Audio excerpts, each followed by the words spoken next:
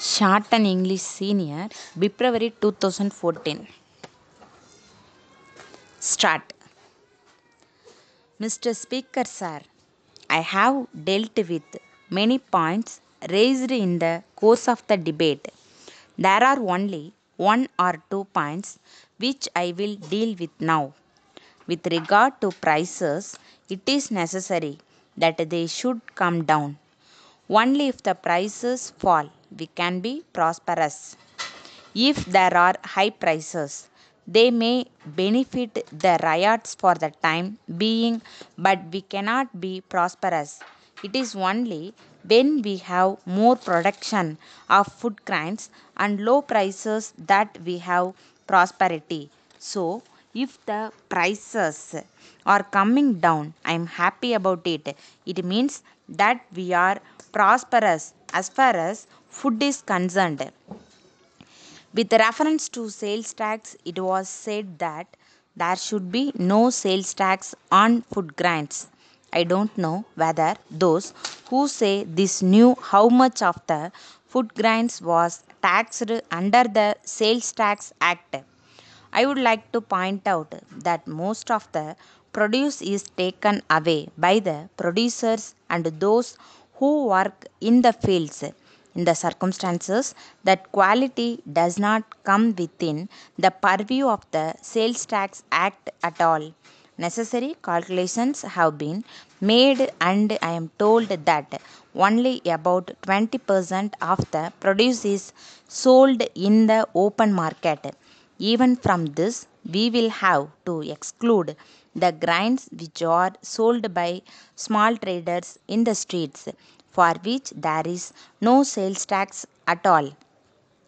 So, it will be clear that the quantity that is sold in the open market will be very small, and on this only sales tax is levied. I may mention that this is purchased not only by the rural people but by the urban people. So, we are collecting sales tax on food grains mostly from the urban people who are much better off than the people who live in the rural areas. From this point of view, it will be seen that the tax does not fall on poor people. So I am sure it will be agreed that the tax is not such a burden on the poor people that it should be removed. Finally, I wish to say that we all want that our industries should prosper and that our laborers should not be thrown out of employment. I agree that some industrial undertakings have been closed down, but therefore we try to find out the reasons for it. We should see what we have done to make them close down these undertakings. So far as labor leaders are concerned, they want the same standard to be maintained in all undertakings. For this purpose, they start agitations. When this is done, these undertakings try to satisfy them as far as possible.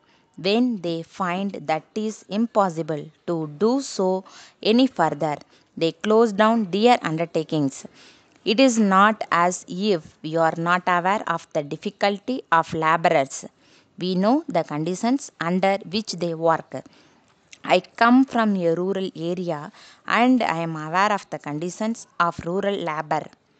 Taking into account what an agricultural laborer gets today, I can say that the industrial laborer can be considered to be a prince.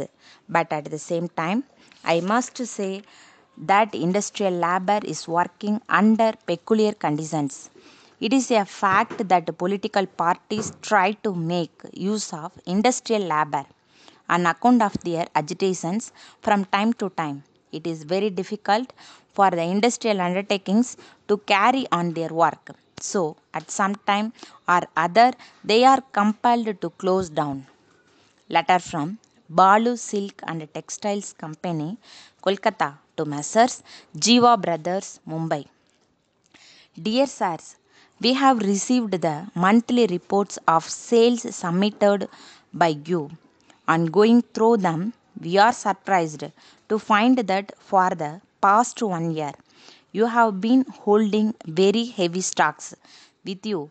We presume that was done with the best of intentions and perhaps it was not noticed by you.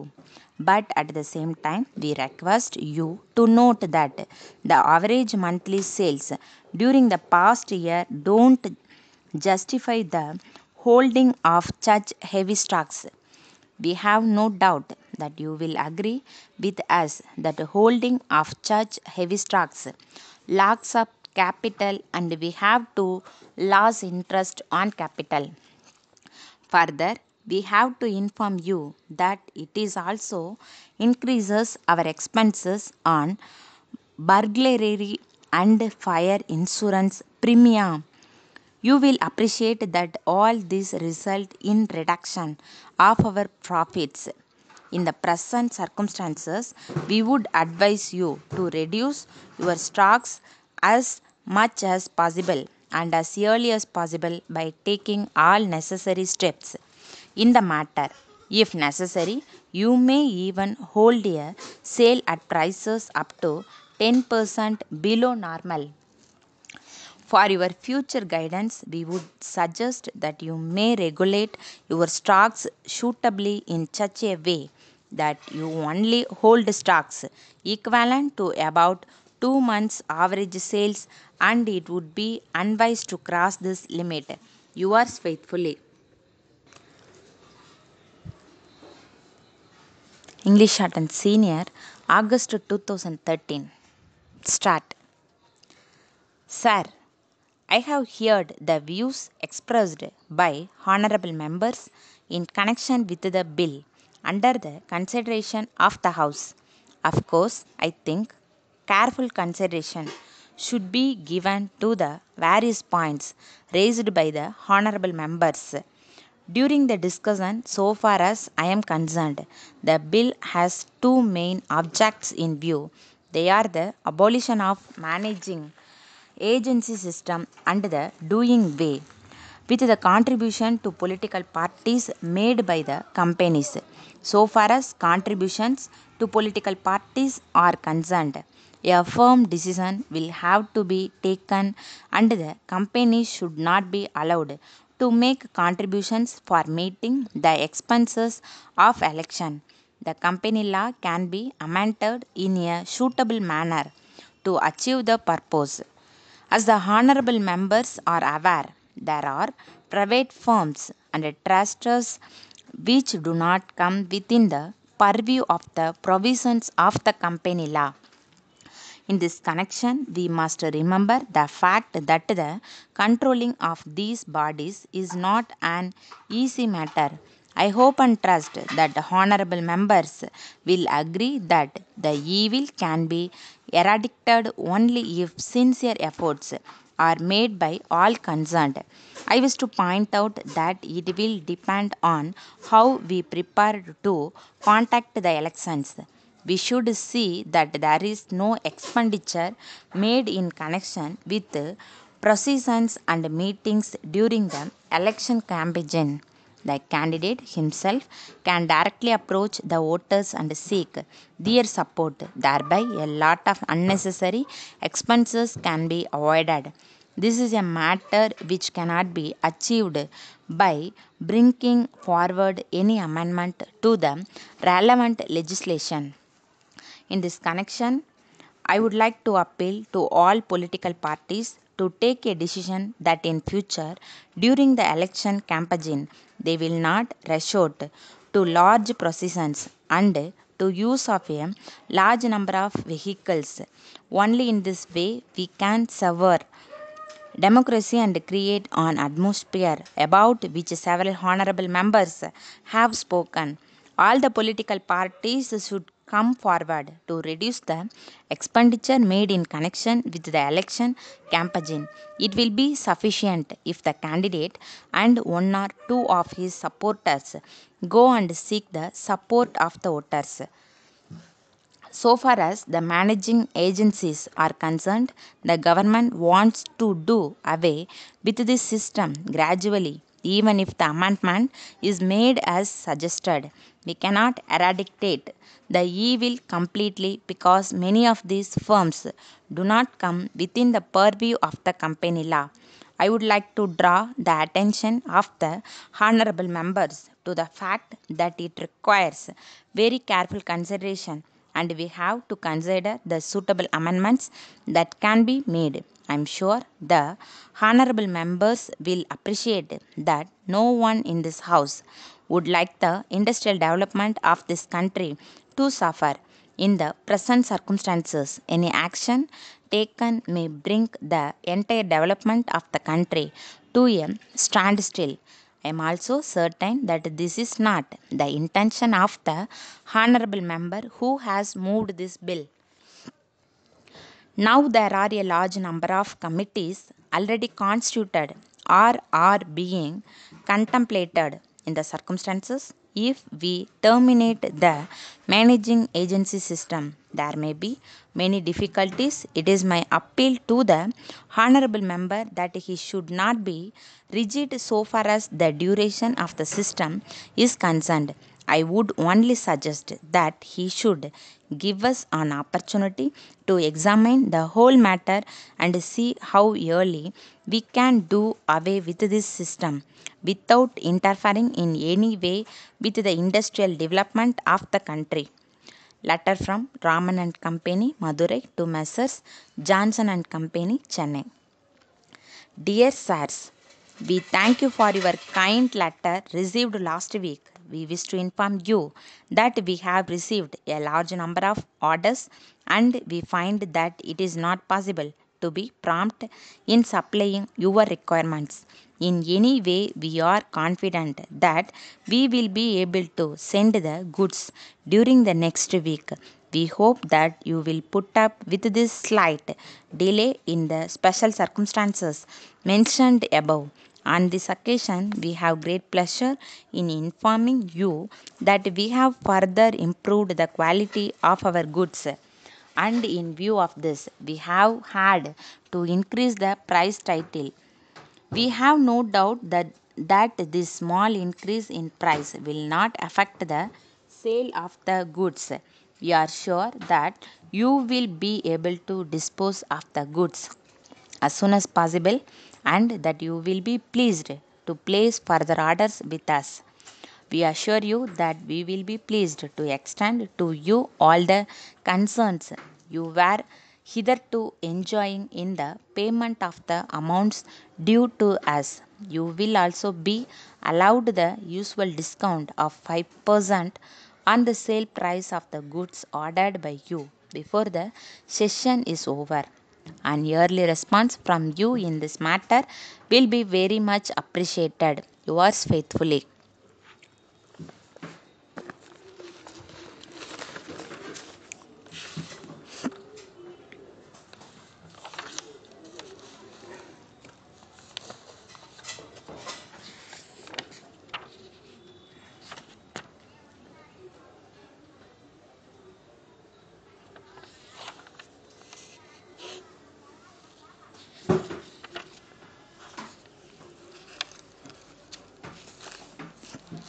English Hatton Senior, February 2012.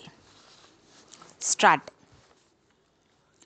Mr. Speaker, sir, I am sure that this budget is on the whole a very satisfactory one. We have been passing through difficult times. It is a miracle that the government have been able to balance the budget and at the same time provide for all the amenities that are possible in the circumstances. On going through the budget, we will see that no service has been cut short and the government are spending more on education, health and every other aspect of life. So I would say that the budget is very good and the best possible one under the circumstances. We have taken up the responsibility of the government to improve the lot of the common man. We have been trying to improve his lot, but I should say the conditions have not been favorable to us. So we have not advanced far enough in improving his lot. Our party has been doing its best to raise the level of the common man, but what has been done so far is not enough. So far as education is concerned, all the colleges which have been started only in towns. As a result, it has not been possible for the poor man in the village to educate his children in the village. If at all the he does it, it is only at a very high cost, and that is possible only for a very few rich people in the villages. In the circumstances, I would like to request the government to lay it down as a condition that if a new college is started, it must be started in a village so that the people in the villages may be able to educate their children therein. So far as medical aid is concerned, hospitals and dispensaries are mostly in towns and in district headquarters where there will be a few lakhs of people. I would like the government to lay it down as a policy that for every 15,000 of population there must be a hospital. However small it may be, the poor man must be able to reach it within on hours journey and get necessary medical aid. So far as famine is concerned, this year the government have been spending a lot of money. But I would like to say that it is not enough in this connection. The first question that must be decided in giving famine relief is whether the money will be distributed throughout the area where the people are suffering, laying a few words here and there, or the starting of a few dang repair works here and there will not help the poor man in the village. So, I would suggest that works which will keep the poor colleges engaged, the villages themselves should be started. In this connection, I would suggest that village roads may be taken up first for execution. If that is done, the people in the village will be kept in the village informing the roads. I say this because at present there are no good roads connecting the villages. It is only a very few villages that have been connected by good roads. So, if this is done, the colleges will be able to get work for at least 2 months. Of course, we are not expecting famine to continue, but I am sure that the government will be prepared to spend more. So, I would suggest that road works may be taken up first. I would suggest that road works may be taken up first. I would request the government to have a program of work at the outset. Letter from Dharman Company, Kolkata to the General Stores, Patna. Dear sirs, we are dealing in milk products. We feel that there is an excellent market in Bihar for our milk products, and we understand that you are a reputed firm there. We will be glad to know whether you are prepared to represent our firm there as a sole agents, as there is a great demand for our products in other markets. We believe that you will find no difficulty in introducing them in your state. In this connection, we will back your efforts in selling our products by on advertising campaign, a copy of which is enclosed, and at the same time we are prepared to consider your suggestions for improvement in this direction. We are further prepared to maintain at our cost a showroom under your supervision and control for the display of our products. We shall consider any other suggestion that you may be pleased to offer for promotion of our products. In case you accept the agency, we are willing to give you a commission of 15% on net sales. In addition, we undertake to reimburse all expenses that you may have to incur in connection with this representation. We hope and trust that this connection will prove mutually beneficial, and we will be glad to send you a formal agreement on hearing from you. We expect your early reply. Yours faithfully.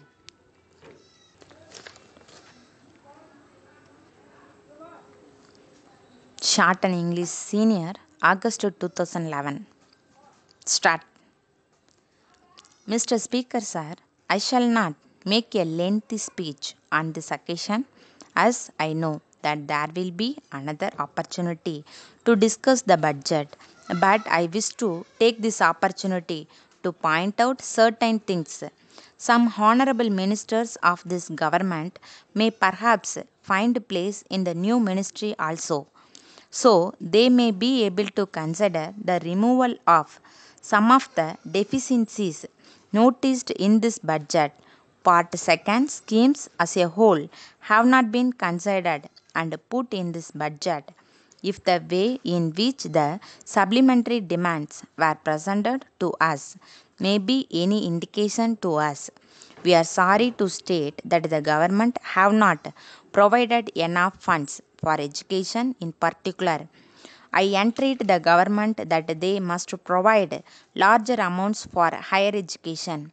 In their enthusiasm for primary education, it is necessary that they should not forget their responsibility with regard to higher education. I would like to point out that without teachers and students trained in higher education, it is not possible to spread even primary education. So, I would urge upon this government to provide more money for higher education. I hope the government will also make up their minds to change the rules regarding grants in aid to schools and colleges.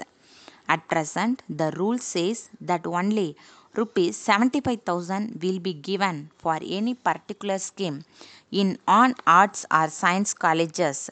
It should be scrapped if a particular college deserves rupees 7 lakhs and if a particular university deserves rupees 7 lakhs, then the government should not hesitate to give the amount to the college and university respectively. If on the other amount on the other hand, they do not deserve anything. Let them not give anything. Whether it is an arts college or a science college, they must examine the necessary for buildings, laboratories, etc. And if they come to the conclusion that there is a need for such things, they must give the whole amount or at least half of the cost of these things of these institutions. The system of giving only rupees 75,000 should be given up. I am told that the same rule applies to schools also. It must be changed if the government are convinced that there is need for a school to have a particular amount for buildings and other things. They must give the whole or at least a substantial portion of that amount. I would like the government to change their policy with regard to educational institutions. So far as university education is concerned, I feel that the standards must be raised. In the last few years, there has been deterioration in standards both in the high schools and in the colleges.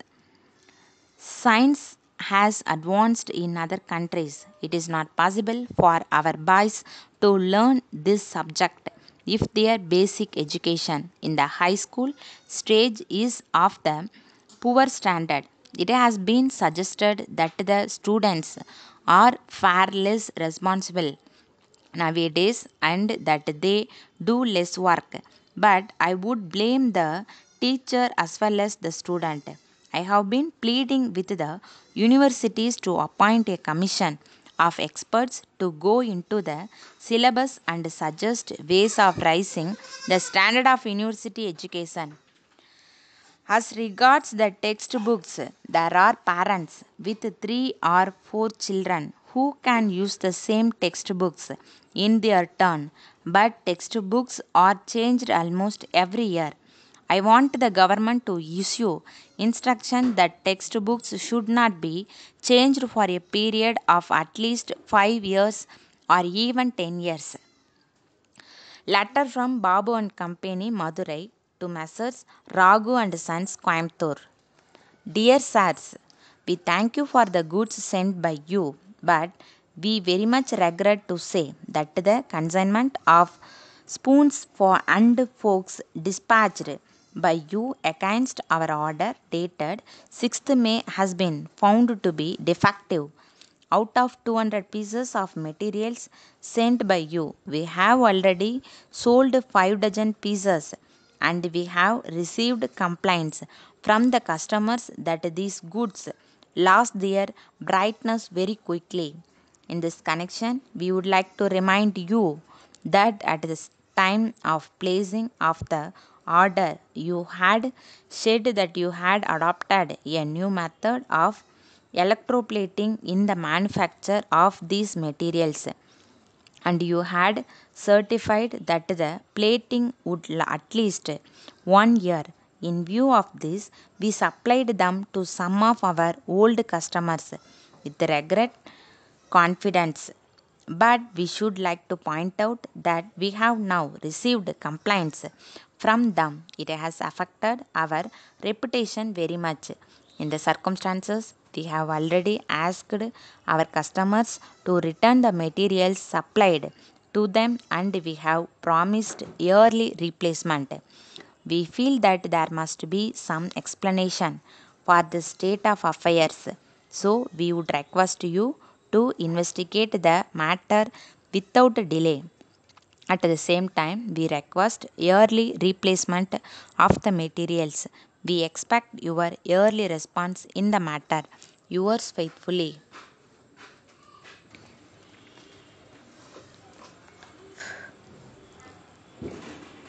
English Art and Senior, February 2010.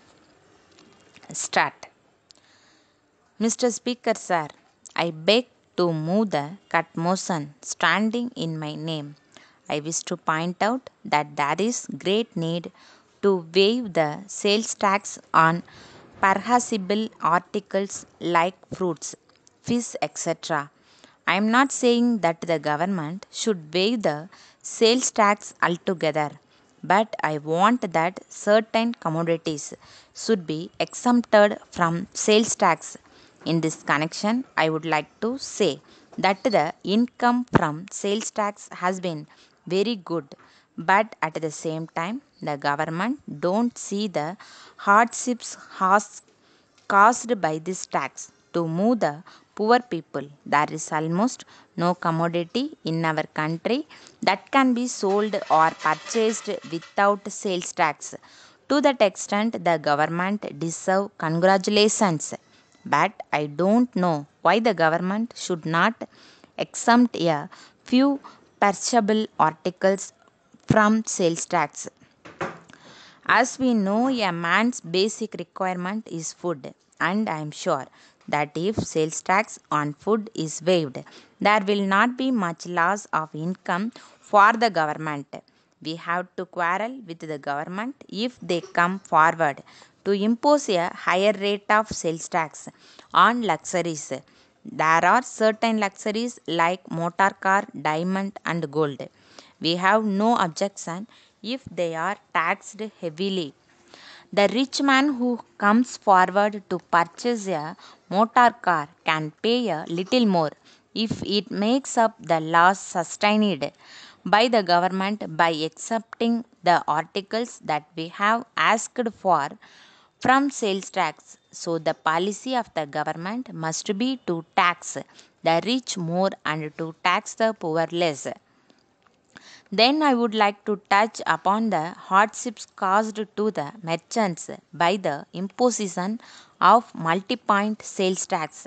The government have not accepted our suggestion that there should be no multi-point sales tax, and they have failed to rectify the mistakes that are pointed out by us. The whole process of taxation goes on from the wholesaler to the retailer, and from the government can easily imagine the amount of hardships caused to the people. The government may come to the conclusion that at every stage of these transactions they get some income. So far as the finances of the government are concerned, it may be a sound principle, but the government must also consider how much the people are affected. Sound canons of public finance lay down that any tax must be so collected that the people who pay the taxes do not feel any hardships. I therefore feel that every commodity that is subjected to sales tax in our country should be taxed at only one point. The finance minister was pleading yesterday that if the officials were not vigilant enough to see that the commodity was taxed at the first point, it was likely to be brought to the consumer without being taxed. But the government need not think that their officials will be so careless. The finance minister was good enough to mention yesterday that there were a few commodities like cotton and gigarities which were being taxed at one stage only. I would ask him whether these are the only commodities that go to the make up the living of a man. There are many other commodities which are necessary for the mere existence of man. They must therefore be exempted from sales tax. Once again, I finally plead with the government that they should consider the desirability of waiving tax at least on perishables like vegetables, fish, and fruits. Letter from Raghu and Company, Bangalore to Messrs.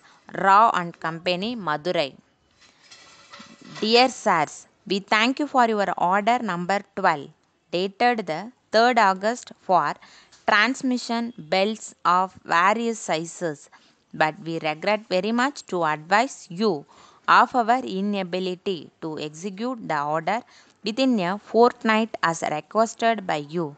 We would like to inform you that in recent months there has been a great rush of orders for our goods, and in spite of our best efforts, we have not been able to cope with them successfully.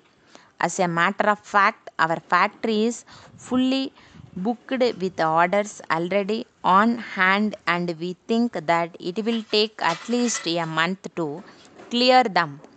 However, we would like to point out that we are making every effort to speed up delivery of goods, and in fairness to all our customers, all orders are being handled in strict rotation. We regret very much the inconvenience that may be caused to you by this delay, and we hope and trust that it will be convenient for you to allow us this extension of time in the special circumstances that we have explained above. We have great pleasure in informing you that we have already booked your order provisionally, but we would be grateful if you confirm you order on the revised condition. We assure you of our best attention at all times. Yours faithfully.